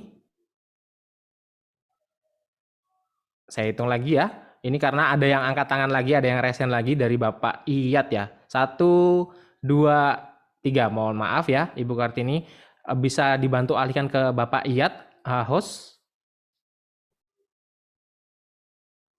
Iya, halo selamat siang. Halo, selamat siang. Halo, Assalamualaikum. Selamat siang. Oh, mohon maaf, Ibu ya ternyata. Iya. Mohon maaf untuk pertanyaannya, singkat saja, 1 pertanyaan. Silakan boleh ditanyakan kepada Prof. Joko. Silakan Ibu. Terima kasih moderator, saya pada Prof. Joko ya. Ya, alhamdulillah bisa ketemu Prof di forum. Prof, kalau saya kalau minum itu 1 gelas ya, tapi setelah itu langsung 5 menit itu langsung pipis, itu bisa 2 kali sampai 3 kali paling kadang-kadang begitu ya. Nah itu apa masih dalam kondisi sehat ya Prof? Itu yang satu ya. Kemudian yang kedua, kita ini kan selama masa COVID kan banyak sekali anjuran minum vitamin sehingga kita bisa macam-macam vitamin yang kita minum. Nah itu Prof, mohon penjelasan itu aja Prof. Apa enggak berpengaruh ke ginjal itu Prof? Ya. Ya. Terima kasih Prof. Terima kasih Ibu. Baik, silakan Prof. Terima kasih Bu Yat. Ini sahabat saya ini yang luar biasa Bu Yat ini. Jadi tampaknya itu juga terjadi pada yang lain ya, Mas Ganda ya. Yang pertanyaan dari Ibu Yat ini ya. Jadi kalau kita minum 1 gelas, 1,5 gelas, itu sebelum minum habis makan goreng-gorengan yang asin. Atau makan keripik yang asin-asin gitu ya. Karena kalau asin-asin, lezat-lezat itu begitu makan kira-kira setengah jam, itu nanti rasa hausnya muncul. Kenapa harus muncul rasa haus? Karena garam itu mengandung natrium. Natrium itu akan menyedot air, menghisap air. Kalau airnya ini kecepatannya itu lebih dulu merangsang sistem haus, maka yang makan asin-asin, yang camilan tadi, itu mesti mencari air. Karena respon hausnya itu sangat puncak, sehingga mencari minum. Itu beda dengan minum yang tidak ada background tadi. Hanya sekedar untuk memaintain. Nah, kalau itu dibandingkan, biasanya setengah jam kemudian itu langsung kencing atau 1 jam. Tetapi kalau yang memaintain aja tidak ada riwayat makan goreng-gorengan dalam 2 jam sebelumnya, itu nanti kencingnya mungkin 3 jam atau 4 jam kemudian. Mengapa demikian? Karena begitu nanti yang tadi yang makan goreng-gorengan itu akan ketemu dengan air, hausnya menurun. Padahal sebetulnya tubuh tidak butuh tambahan air itu. Nah, ketika tidak butuh, maka dikeluarkanlah lewat ginjal. Nah, bagaimana kalau ginjalnya bermasalah? Kan terjadi begitu. Kalau itu hal yang sama, orang itu ginjalnya bermasalah. Misalkan ada kreatinin 4 atau kreatinin 5. Maka minum itu ditunggu mestinya 1 jam, setengah jam itu habis makan ciki-ciki atau habis makan gorengan. Itu langsung minum. 5 jam belum tentu minum. Belum tentu keluar kencing. Malah yang muncul kalau itu minum terus akan terjadi sesak nafas. Sehingga yang satu itu keluar ke kamar mandi itu untuk buang air kecil, yang satu mencari pertolongan di ICU. Oleh karena apa? Karena banjir parunya. Karena yang mestinya 1,5 liter itu dikeluarkan lewat kencing, tidak bisa, sementara selnya itu sudah cukup, antar selnya cairan juga sudah cukup, maka digelontorkan itu dilepas di paru-paru. Sehingga mencari pertolongan untuk diambil airnya melalui mesin cuci darah. Nah, untuk Ibu Iyat itu lain. Kalau ini ginjalnya itu baik, tidak ada kencing manis, tinggal menanyakan 1 jam sebelumnya itu makan atau tidak, makan apa ya, asin-asin atau tidak. Atau minum dulu, karena apa? Karena 1 jam lagi akan ada suatu proses screening jabatan, misalkan saja Bu Yat, atau ada beban stres. Itu juga mempengaruhi, karena stres itu nanti akan mempengaruhi yang ada di otak untuk mengeluarkan antidiuretik hormon. Jadi ADH antidiuretik berarti anti kencing. Nah, kalau itu stres berarti tertekan anti kencingnya sehingga kencing terus. Ada kebalikannya. Jadi itu contoh-contoh kencing yang bagaimana minum terus langsung kencing atau bagaimana minum tidak kencing. Itu sudah kami jelaskan. Begitu ya Bu ya. Moga-moga bisa dipahami. Terima kasih. Terima kasih Prof. Mungkin tadi ada yang ditanyakan oleh Ibu Iyat juga yang terkait vitamin-vitamin yang dikonsumsi Prof.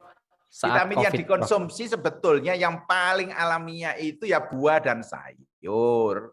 Karena vitamin-vitamin yang di packaging itu ada di mineral-mineral sayur dan buah. Kalau itu harus memberikan ekstra, itu dosisnya kecil tiap hari tidak masalah. Tapi kalau itu dosisnya misalkan saja vitamin C 5.000 atau 1.000, maka kalau yang 1.000 ya seminggu sekali. Kalau yang 1.000 maka seminggu 2-3 kali. Tidak perlu setiap hari. Jadi tergantung. Paling aman adalah kembali kepada natural condition. Begitu? Iya, baik Prof. Semoga menjawab ya pertanyaan dari Ibu Iya tadi. Mungkin saya akan menanyakan yang dari kolom Q&A lagi ya Prof ya. Ini ada yang bertanya terkait dengan transplantasi ginjal Prof.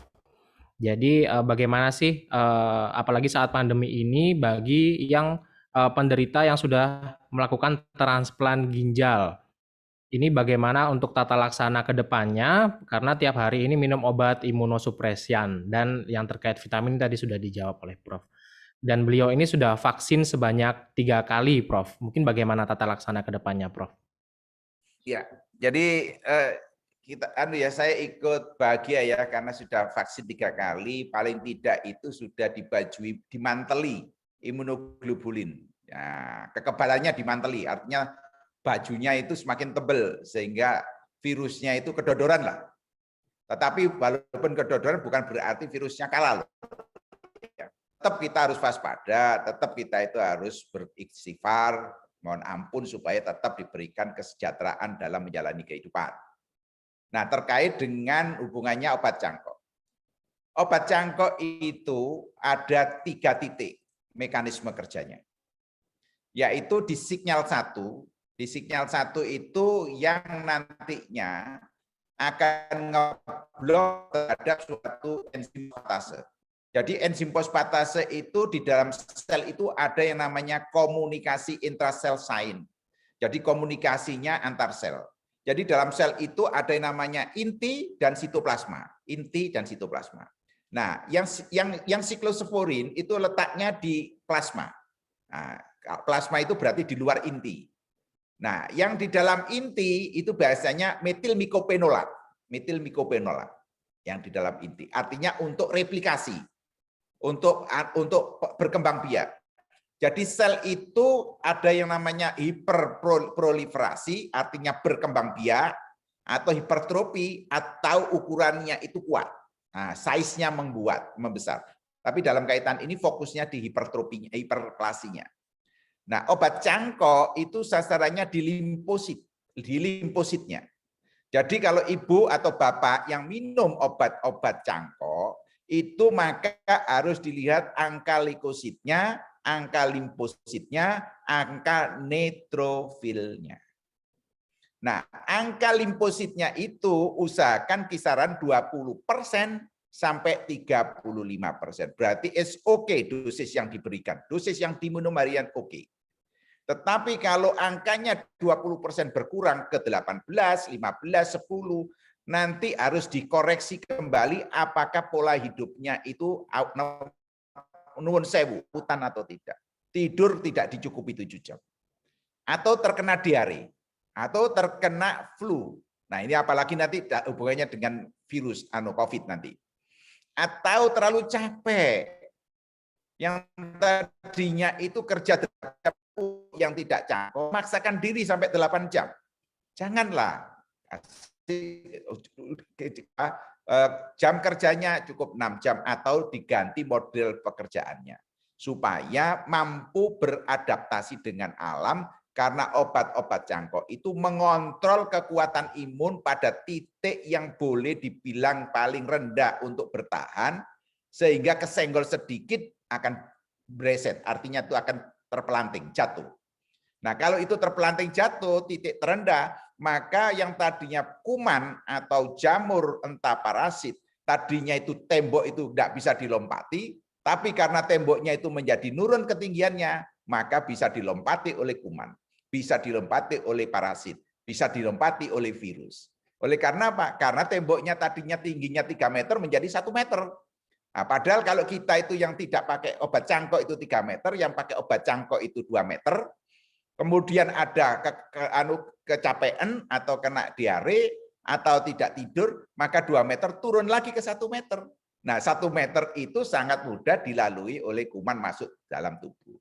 Jadi intinya termasuk di dalam COVID, apalagi COVID itu mempunyai kemampuan untuk masuk ke dalam sel melalui H2 reseptor, H2. Tetapi H2-nya itu biasanya kalau itu delta kesukaannya ada di saluran pernafasan bawah. Tapi Omikron karena datangnya Omikron itu pada posisi herd immunity mencapai di dunia 50-60% atau 40-60%, maka Omikronnya itu ada semacam kesukaan bukan di saluran bawah, tetapi saluran pernafasan atas. Tetapi itu untuk orang yang kena imunisasi. Bagi yang tidak kena imunisasi, itu bisa muncul atau bisa langsung masuk ke dalam paru-parunya. Begitu? Iya, baik Prof. Terima kasih atas jawabannya Prof. Ini mungkin saya akan lanjutkan. Ada pertanyaan untuk Mbak Septi terkait dengan pemeriksaan laju filtrasi glomerulus, lalu pemeriksaan sistatin dan albumin. Nah, ini bagaimana untuk ini Mbak, untuk persiapan ataupun indikasinya bagaimana, kapan dilakukan pemeriksaan tersebut, dan mungkin boleh diinfo terkait harganya mungkin ya. Baik, terima kasih Mas Kisaran Ganda. ya. Jadi untuk pemeriksaan Cystatin C sendiri itu tidak ada persiapan khusus, diambilnya dari darah seperti cek kreatinin gitu. Namun untuk cek kreatinin sendiri kan ada keterbatasan gitu, jadi ada dipengaruhi oleh berat badan, ada makanan yang dikonsumsi gitu, tapi mempengaruhi dan mempunyai nilai yang lebih sensitif gitu. Jadi di tahap awal kerusakan ginjal dia sudah bisa terdeteksi seperti itu. Jadi lebih digunakan untuk deteksi dini. Dan persiapannya juga tidak ada persiapan khusus, tidak memerlukan puasa. Jadi bisa langsung datang kapan aja, bisa langsung cek untuk Cystatin C. Kalau untuk yang mikroalbumin urin itu menggunakan sampel urin, ini juga tidak memerlukan persiapan khusus. Untuk harganya sendiri, Cystatin C ini harganya 443.000, untuk yang AUK atau albumin urin ini 193.000. Dan khusus untuk di bulan Maret ini, selama Maret ini ada program promo memperingati World Kidney Day, ini ada keringanan biaya 20% untuk pemeriksaan Cystatin C. Mungkin Bapak Ibu bisa memanfaatkan program promo ini ya selama bulan Maret begitu. Baik Mas Ganda. Baik, iya. Makasih Mbak Septi atas informasinya. Nah, itu juga semakin mepet ya jam 12. Mungkin akan saya bacakan beberapa lagi ya mungkin Prof. Ini pertanyaan terkait bagi Bapak Ibu yang punya komorbid, lalu juga terkena COVID Prof. Nah, apakah dari kondisi seperti ini dapat meningkatkan stasenya, stage dari CKD-nya, dari gagal ginjalnya akan memperberat atau seperti apa, Prof? Langsung ya? Baik, iya silakan, Prof. Iya, jadi ini kan tadi 2. Kalau memang kena penyakit berat tidak hanya COVID saja, nanti sembuhnya tidak ke stage 2, mungkin ke stage 3 atau ke stage 4. Nah, kalau itu faktanya diukur sampai statin C sampai 6 bulan tetap di stage 3 atau stage 4, berarti bisa dibayangkan pada saat mengalami critical ill itu berat sekali. Dia bisa bertahan hidup itu berarti sudah sangat dirahmati Yang Maha Kuasa itu. Karena pukulannya demikian beratnya sampai menyebabkan stage 2 itu bergeser ke stage 4 atau stage 3. Dan itu menunjukkan beratnya suatu penyakit. Jadi penyakit apapun termasuk COVID, apalagi COVID itu kan hanya berapa hari itu serangannya. Kalau yang sebelum terjadi Omikron itu serangannya itu kira-kira berkisar antara 10 sampai 15 hari. Ada yang 20 hari, tapi 10-15 hari itu sudah meninggal orangnya. Atau kalau itu 10-15 lebih sampai 20 hari, berarti ada kesembuhan cuma membutuhkan waktu sampai 28 hari, butuh waktu 21 hari. Tapi biasanya kalau itu berat sekali selesai di 7 sampai 12 hari. COVID ini sangat misterius, tidak bisa dianukan oleh karena yang kita predik meninggal malah tidak, yang tidak kita predik gak meninggal malah meninggal. Itu tuh kunci yang tidak bisa kita pungkiri dalam kenyataan selama pandemi 2 tahun. Dan banyak cerita tidak hanya di Indonesia, tapi di belahan dunia mana saja ceritanya itu tidak konsisten terhadap suatu virus COVID itu sendiri. Artinya ada semacam mosaik fenomen yang kita tidak mudah sekali untuk mendeskripsikan tentang suatu karakter dari COVID itu sendiri. Bisa bayangkan Omikron bisa menginfeksi 3 kali pada orang yang sudah di booster. 1 minggu selesai, 2 minggu muncul positif lagi. 2 minggu lagi selesai, muncul lagi. Lah itulah. Nanti kita lihat evidence base-nya pada laporan-laporan para ahli, entah itu dari negara mana, kita lihat. Terus apa yang saya harus tanya jawab itu? Apa itu? Tentang apa itu tadi? Apabila ini ada pasien yang beliau ini sudah punya komorbid, Prof. Jadi ada masalah diabetes dan masalah jantung, apakah nanti itu bisa meningkatkan stasenya? Jadi jawabannya tadi sangat memungkinkan ya, Prof. Ya. Dan komorbid kena COVID pula. Komorbid Iya. itu ujung-ujungnya letaknya di status imun. Jadi di sistem pertahanan tubuh. Entah itu karena gulanya yang berlebih, entah oleh karena hipoksia atau kurangnya oksigen sehingga organnya itu dysfunction atau failure. Nah, sekarang kalau itu jantung, maka pompanya tidak bagus. Kalau pompa tidak bagus, kena COVID, maka akan semakin ngedrop pompanya. Karena apa? Karena saluran darahnya itu mengkaku dan mengecil. Nah, sementara ototnya jantung itu loyo, sehingga akan jatuh ke paru-paru, paru-parunya keisi air. Kalau paru-paru keisi air, udaranya itu ada banyak kuman, sementara parunya sudah keserang COVID, maka akan cepat gagal untuk recovery-nya. Sedangkan untuk diabetes juga sama. Diabetes itu kuncinya itu di mitokondria. Mitokondria itu suatu organel yang ada di dalam sel yang memproduksi ATP atau yang disebut energi. Nah, di situ ada gangguan produksi energi sehingga kalau itu mitokondria gagal itu karena di sel-sel imun, maka sel imunnya nembaknya tidak bisa, mestinya harus 1 kilo nyampe cuma 10 meter. Jadi impoten namanya. Sehingga kalau impoten, maka yang menang adalah COVID-nya. Kalau menang COVID-nya, maka ya itu tadi apa namanya faktor luck. Kalau sembuh akan menimbulkan cacat. Ya, kalau itu tidak, ya itu kita tidak bisa kembali kepada kebesaran Tuhan. Itu aja. Baik, iya Prof, luar biasa sekali jawabannya. Mungkin ini pertanyaan yang paling akhir, Prof. Jadi kita minta tips dari Prof Joko bagi Bapak Ibu sekalian yang masih sehat nih dan juga mungkin yang sudah terkena masalah ginjal. Bagaimana cara kita untuk menjaga agar ginjal tetap sehat, Prof? Baik bagi Bapak Ibu yang masih sehat ataupun yang sudah mengalami masalah ginjal, Prof. Ya, oke. Saya mulai dari paling pangkal sendiri. Paling pangkal. Dari tidak tahu menjadi tahu. Dari tahu menjadi mengerti, ketika mengerti sudah mulai mengerjakan. Dari mulai mengerjakan maka akan improving.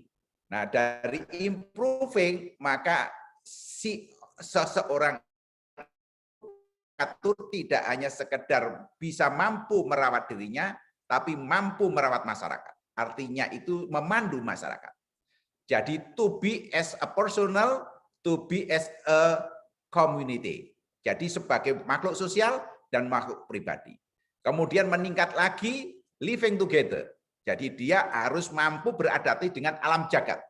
Kalau dia seorang menteri dalam kehutanan harus bisa mengatur hutan tidak boleh ditebang. Kalau ditebang harus ada penggantinya sekian kalinya. Itu contohnya. Kalau ini seorang pertanian maka harus merawat sawahnya, lingkungannya, insektisidanya seberapa supaya nanti ada keseimbangan antara makhluknya yang kuasa di sekitar kita dengan kita itu sendiri. Itu living together.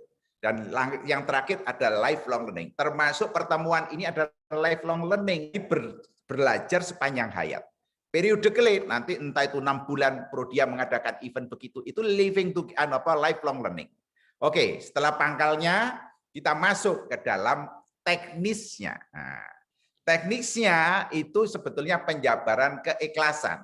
Keikhlasan dalam menjalankan hidup. Sepanjang itu tidak ikhlas, maka akan muncul suatu keangkuhan. Keangkuhan seperti tadi yang diceritakan oleh Mas Ganda, mengatakan, wah saya masih 30, masih 20 tahun, malah tidur cuma 3 jam. Apa itu katanya itu? Apa? Itu ada risetnya. Jadi ketika dia mengatakan begitu, itu munculnya banyak masih mempunyai reserve. Reserve-nya kalau jantung 100%, baru menjadi masalah kalau itu kira-kira tinggal 30%. Bayangkan 70% itu dia mengatakan dengan congkaknya bahwa saya tidur 3 jam it's okay. Tidur 2 jam sehari it's okay. Tapi tunggu 10 tahun kemudian. Tunggu 15 tahun kemudian akan muncul sakit hipertensi, akan muncul sakit diabetes, akan muncul malignansi, akan muncul suatu ketidakmampuan menghadapi infeksi. Itu betul, catat baik-baik. Karena apa? Karena itu congkak, itu pakai kebesarannya yang kuasa, itu tidak boleh. Jadi kalau saya mengatakan ini untuk general, walaupun kita itu sudah punya riset 90%, tidak boleh jumowo. Berikan sesuatu yang terbaik untuk kemanfaatan. Saya rasa itu kembali lagi yang ketiga itu pola hidup yang baik, maka ginjal ikut sehat, paru ikut sehat, jantung ikut sehat, otak ikut, dan seluruh tubuh ikut sehat. Begitu ya. Baik, iya Prof. Makasih banyak Prof atas jawabannya. Baik, tidak terasa ya, kita sudah hampir sampai di sesi terakhir daripada webinar pada hari ini. Nah, ini kita masuk ke sesi door prize.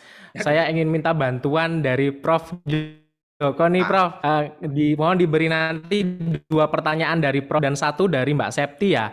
Yang